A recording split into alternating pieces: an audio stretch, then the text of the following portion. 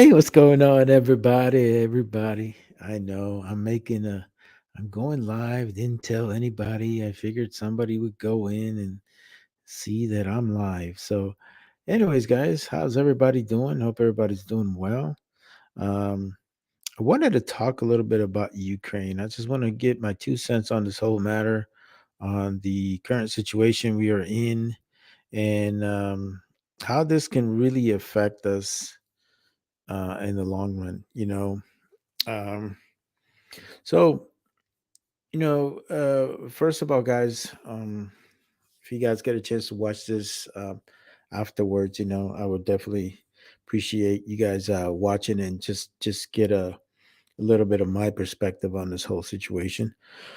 Um, well, guys, I've been watching. For all you guys that don't know or may not know my background, um, I was retired from the army, 22 years. I am a combat veteran of Iraq. Um, and some of the things that I've been looking at recently have um, have been somewhat, you know, really interesting because some of the tactics that the Ukrainians are using against the Russians, it's really really valuable. It's something that um, really just makes me like wonder like what the heck is going on, and it really shows to me how bad um Russia is. And so coming to the things that I've noticed from this whole ordeal is that Ukraine is using both their conventional forces and they're using their militia forces, and they are using them in a way that's very different from any other force that I've ever seen. Of course, they got their conventional forces, which consist of their Ukrainian army and all that stuff. They also have their own special forces, um, and they have their small air force or whatever they may have. But I've been seeing a lot of videos that are surfacing about some of uh, the ground uh, the ground war aspect of it that I really like. What's going on, Tex? I can. How you doing, brother? And it's very interesting, guys. It's one of those things that I noticed that they're using their forces very effectively. So they still have their conventional forces which they're doing a lot of the aspects of disturbing the logistics aspect of things, and it's working effectively. They're using a lot of the tactics that that we train them on, which is kind of interesting. And I'll talk a little bit more about that. But they are using their militia very, very effectively, man, and it really impresses the hell out of me. Um, because there seems to me that there's other people that are not wanting to join the Ukrainian army, but are mostly like a liberation group or whatever the heck they want to call themselves. And these guys are doing some serious, serious damage, guys. From what I gather in some of the videos that I've seen online, they're very effective, and they are actually going in civilian vehicles, and people would never really see them, and or they may never really think that they're a threat to them. And in most cases, they're just bum rushing them and attacking Russian forces. Uh, Shoot them effectively with either creating ambushes or creating some sort of similar to what I saw in Iraq, which is IEDs. And I'm kind of surprised that they haven't gone this route yet. Because to be honest with you, once you start implementing IEDs in the battlefield, it creates a totally different it can play. Oh, I hear you, brother. Well, man, yeah, man, I got you, bro. You do your thing, man. Hopefully, you get to watch it later. But anyways, guys, some of the things that I've seen are phenomenal. From the Ukrainian forces, and they have been able to get a lot of these anti-tank weapons. Not only the the ones that we provided. But there's also this other one called, I think it's called ATM, or something like that. That actually comes from Sweden, and it's actually a very, very good anti-attack weapon.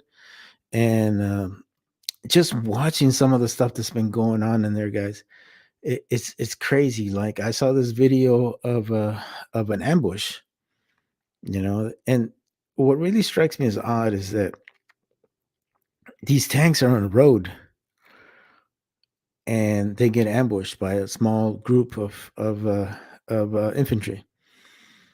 And they hit the first vehicle, right? And the funniest shit in the world is that um, the vehicles that were behind them, they end up letting go of their dismounts or their infantrymen, because they had a what they call an APC, an armored personnel carrier, with them. I think it was a BMP or something like that. And they let go of their dismounts, right? But then uh, it's hard for me to say this, not laughing, but to me, I found it hilarious. The BMPs and all this other stuff, they ended up going into a wadi, um, and they ended up trying to create some sort of support by fire. And they pretty much left all their infantry in the back, just kind of like, to fend for themselves. And I just thought it was the most hilarious shit in the world, because that's the last thing you want to do. In most cases, you use your infantry and your tanks to be an effective fighting force. And in this case, it wasn't that. When they're doing their formations, I'm not seeing much security at all. There's not a gap in between them. They're using roads instead of going off road. I mean, that's the whole point of you having a freaking tank or APC or a track vehicles. You don't go in the roads. I've never did that. I never trained that way. And you guys got to understand that for 10 years I was also a tanker. I was in a tank. I was an M1 tank. And we never used the roads at all, because to me, I mean, a tank is the ultimate freaking off-road vehicle, so I mean, you never use that stuff. um and It was funny how these guys got ambushed. It was interesting. And the fact that a lot of the Russian forces ended up um let pretty much abandoning their equipment. That to me is just mind boggles the crap out of me. Like, how do you get to the point where you feel you're better off without a tank, and just decide to dismount and just take off because you don't have enough gas on your tank? Like, to me, that was like, wow. That was just mind-boggling to me, that a tank crew would do that, because you know most tank crews in the US Army or in the Marine Corps, they had the saying, where's death before dismount. And that's because a tanker, their sacred thing is their tank. They value that thing like they value their life, and they feel that in most cases you're going to be more effective and be a better fighting force if you stay in your tank and you fight with your tank. And the fact that a lot of these guys just ended up disowning their equipment, and you got Ukrainian farmers just going out there and just towing that stuff over to their farm, that's the most hilarious shit in the world. um, but going back to what I was saying, their tactics are really good. They're using a lot of good ambush tactics. They are getting to a point where they're being very effective, and they're disturbing the supply chain of the Russian military. And that to me is the best thing in the world, because the the the the best thing that you could ever do is to disturb the supply chain of any military. When you do that, man, you become a better fighting force. You destroy the morale of the other group, and they become least effective. You know, I can tell you guys that after watching that 30-kilometer convoy of trucks that the Russians had, they pretty much stalled for a week. all I can say is I'm very thankful for the logistics that we have in our military because I don't think we would ever get to that point. You know, we have this thing where we do, uh, you know, a lot of our training goes into just maintaining our vehicles, and for many cases, we used to think that that was kind of an overkill, but after seeing what I'm seeing, it's seems to me like it's a valuable resource and something that a lot of people just happen to not, you know, take for granted. So the tactics have been really good. They're being very effective with their anti-tank weapons. They're creating really good ambushes, and they're using a militia groups and the militia groups very effectively to disturb a lot of the supply chain issues. So really, I just think it's awesome. I'm very very proud of the Ukrainians, and I'm going to tell you guys a little bit a story about Ukrainians because I actually got to train a lot of the Ukrainians, and I got to spend time with them in Iraq as well because we had a small group of Ukrainians in Iraq, and the Ukrainians have come a long way from what they used to be. I remember when I first started training the Ukrainians back in 2000. I think it was like 2001, 2002. I went to Huntsville, Germany, and that's basically a training ground for all NATO forces. You know, we go over there and train, and we use what we call the MILE system. It's basically, you know, a very expensive version of laser tag, where you have harnessed and a halo, and that it receives like a laser because you have like a laser pointer in the muzzle of your rifles and stuff like that. And whenever you shoot, you know, if you shoot somebody within that thing, it'll record it as a kill or near miss or whatever the case may be. So to make a long story short, guys, I had a platoon of infantry from the Ukrainian forces, and one of my lieutenants told me, "Hey, when you get a chance, and these guys are out in the open and they start getting hit, um, make sure you kill their lieutenant." And see, because most of the observer controllers have a gun. It's a universal gun. That means that I can kill other friendly or enemy forces, right? And that is just to provide a better training scenario for whoever I'm training. So, make a long story short, I ended up killing the lieutenant for the Ukrainian forces. And the what happened after that is that the Ukrainians had no idea what the hell to do. They didn't know the mission. None of them knew what needed to be done because in reality, they still had the old Soviet doctrine where only certain select people knew the mission, and if you kill those key personnel, they were pretty much done. Whereas in the U.S. military, we have a tendency of training and giving the mission statement to the lowest private. And the reason why is that if for some reason everybody else dies, that private knows what the mission is and they'll continue doing what they need to be doing and complete the mission. That's pretty much what happened to Audie Murphy. If you guys know anything about Audie Murphy, Audie Murphy's highly decorated World War II veteran, Army veteran. He received the Medal of Honor. Um, and the reason why he was able to complete his missions because at that time he was just a private and he knew the mission in hand and completed the mission.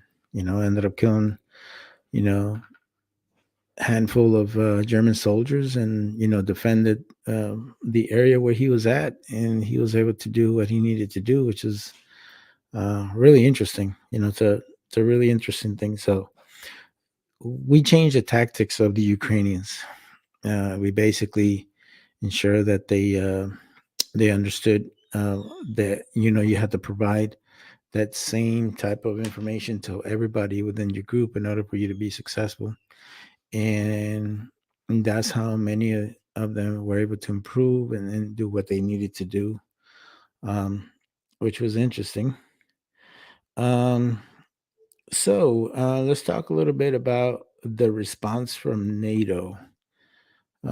NATO has been obviously very neutral, but at the same time, could definitely end up getting involved in all this because, as you guys know, they are, we have a lot of NATO countries that are neighboring the Ukraine, such as Latvia, Lithuania, and other handful of other countries that are near there. And of course, within Article 5, if any of them ever attacked by Soviet missiles or anything like that, that is, they can provoke NATO to react because their thinking is um, if you attack one, you attack us all. What's going on, CW? How you doing, brother? So, this is the only scary part of all this stuff, guys, is that this can really trigger a World War III kind of scenario in which really nobody wins in all this. But a lot of us, oh, no worries, brother. What's going on, Big Al? Um, in reality, what worries me the most about this whole situation, guys, is the fact that we're so close to World War III, and this can definitely affect a lot of people. This can definitely affect us even further and place us even in a further economic recession. And it's a interesting stuff, man. Interesting stuff. I'm really hoping that this thing can be resolved because in reality, this could definitely end up affecting even more than just your gas prices. So, but a lot of people have a tendency of thinking, well, why Ukraine? Why is Russia so big on Ukraine, and why is it that they want it so bad? I think everybody has their own theories. A lot of people have a tendency of saying that, hey, it's because it's a former Soviet republic, and it's something that Putin wants back for that same reason. Um, but yeah, I think my biggest thing is um, I think there's a bigger aspect of this because if you really stop and think about it, Latvia and Lithuania used to be former Soviet republics, and they're also part of NATO. So why is it that all of a sudden they have such an issue with Ukraine? And what is the big incentive when it comes to Ukraine? I honestly think that to me, the biggest incentive about Ukraine is the fact that it holds a large portion of lithium. And this is just my theory. I think that, I mean, of course, Ukraine has a lot of other resources, natural resources that they could actually be going for. But with the whole situation with clean energy and all this other stuff, and so many people and so many countries are starting to somewhat go green, even though we all know it's a big hoax. Um, you tend to wonder. You tend to wonder why is it that they want it. And I'm thinking, to me personally, I think it's the lithium. It's the amount of lithium that they have it, and how they can. What's going on, Chris?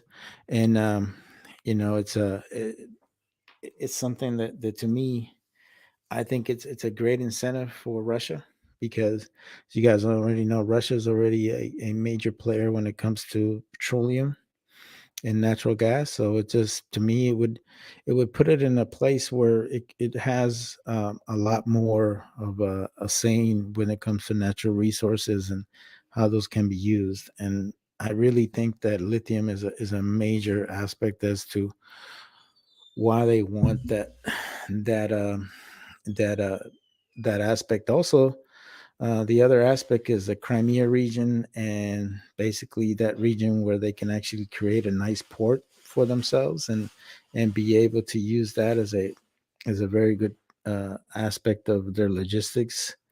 I think that's another incentive that they're definitely looking into. You know, and so I mean that's really my theory as to why they really want Ukraine. But you guys know,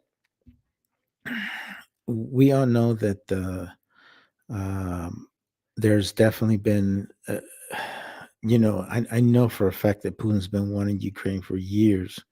This is not like a new thing to us, guys. I've known about Putin wanting Ukraine for since I would say probably 2003 when I had a chance to be with a lot of the guys over there in Ukraine. We actually had Ukrainians in Iraq, and I they even back then they used to tell me that they were concerned about Russia and how they had such an influence on the eastern side of Ukraine because they had a lot of supporters of Russia living in eastern Ukraine. So yeah, man, it's an interesting thing, you know. Yeah, dude, that's very true, Big Al. I did watch this documentary when they kind of really talked about a lot of the money that Putin has on offshore accounts and stuff like that. Because this, I think he ended up getting a lot of this money prior to becoming a president or during his first time as a president, first term as president. And, because he ended up having to actually leave power because there was all kinds of scandals on him and all kinds of stuff. So yeah, man, it's a known fact, my brother. It's a known fact. This guy is got some serious pockets now because of all the stuff, man. But yeah, it's an interesting aspect of it, guys. Uh, you know, uh, the thing that I don't like about all this situation that we got ourselves into, and I think honestly, I don't know if we really provoked this or for some reason this was going to happen regardless. But the fact that we've had Ukrainians working with NATO for years, and the fact that Putin has stated on many cases how much he was against that. I wonder if we ended up pushing him to the point that he just felt that if he didn't do anything about this, he was never going to get this opportunity again. Because you really stop and think about our current leadership. Our current leadership sucks. We all know that. We have a weak ass president. I mean, we got a guy that can't say one sentence without forgetting what he said. He's got to have a cue card or something on him so he can reference it. Kamala Harris is not that great either. It's just there's a lot of issues going on right now with this whole thing, and you know, um, I'm just really concerned. To be honest with you, I mean, you know, and this is the problem that we currently have, man, is that I really don't think he he really understands what he's saying. Honestly, I don't think his train of thought is there. And I think because the way he said it and how he said it, there was really no way for him to come back at it. So he had to eat it up. And of course, everybody in NATO, including the French president, who's the biggest pussy ever, he's like, "Oh, you can't say those kind of things. You gotta like watch what you say because this kind of stuff, words can create wars and stuff like that." And I'm like, so, to a certain point, man. I, One aspect that I really think that a lot of people don't understand is that the Russians only react to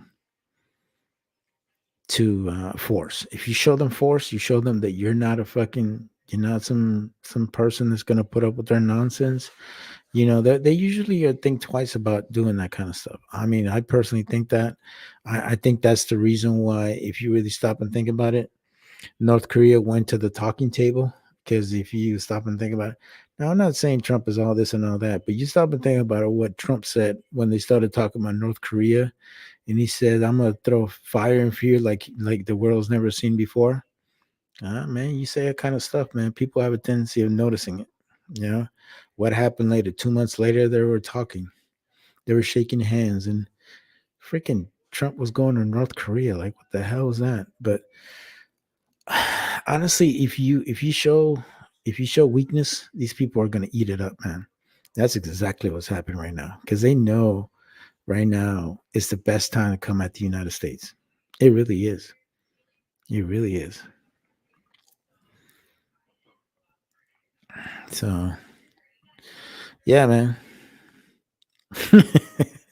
Dude, hey, man. All I can say about the French, bro, those are some fucking bread eating motherfuckers, bro. I was in the fucking chow hall, dude, and all I wanted was a slice of fucking bread. What did these motherfuckers do? These motherfuckers grab handfuls of fucking bread, man. I was fucking pissed. Like, I want to go and beat the shit out of one of them motherfuckers. Like, dude, all I want is some bread eating motherfuckers. Fuck the French. Oh man. But guys, in reality, which kind of leads me to saying what I need to be saying here. And I know I've said this shit before, and I know you guys are tired of me fucking saying it, but honestly, man, this kind of situation, if you really look at the world and how things are going, and we ever get ourselves into some sort of World War III kind of shit scenario, we need to ensure that we have our magazines loaded, man. Because in reality, you might be the only person that can defend yourself if some asshole country decides to attack us, and it can happen. I mean, we're very vulnerable right now. We really are. We can't control. We can't even control our own borders, man. Like that's how sad this shit is. Yeah, yeah.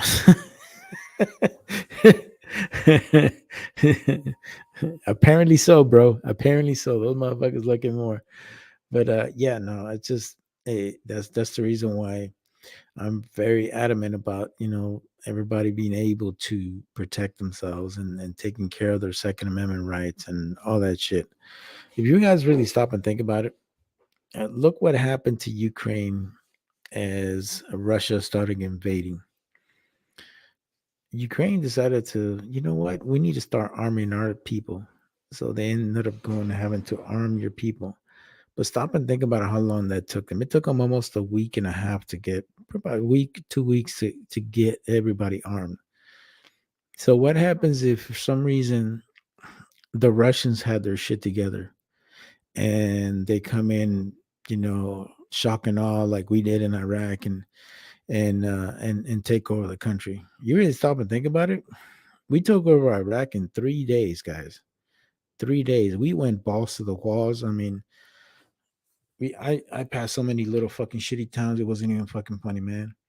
And we just took it all. In 3 days, we had that fucking country. What happens if Russia would have had their shit together and they would have come in with everything they got? Half of those people would have never gotten a rifle in their hands. It probably would have died. So it really comes to show you how having being able to protect yourselves and having something to protect yourself with is very crucial. So um I'd love to hear what you guys got to say, man. I got about 12 people out there. So let me give a quick shout out to everybody who's out there. So we got Matt, whatever. I'm not going to say your name, fool. Big Al. You got Chris from the 740. See, we got Altenda's out there. What's going on, my brother? Chris from the 740. What's going on? Mr. CW's out there. Okay, and I think I don't know if Texai Can is still here. I think he left, but thank you guys all for joining me and showing me that um yeah. So and it just goes to show you, man, what does it take for countries to start really stop and think about it, man. Have you guys ever heard of Switzerland or Sweden ever get fucking invaded? Hell fuck no. You know what I'm saying? Uh That's what I'm saying. A lot of these Scandinavian countries knows what's up because they're pretty much caught in the middle, and they know that. So yeah. So okay, guys. Actually, I gotta go. So I am going to leave you guys, but I appreciate you guys' time. I got my little niece coming over, so I'm gonna go spend time with her. But you guys take care of yourselves, man. Much love and respect, and I'm out.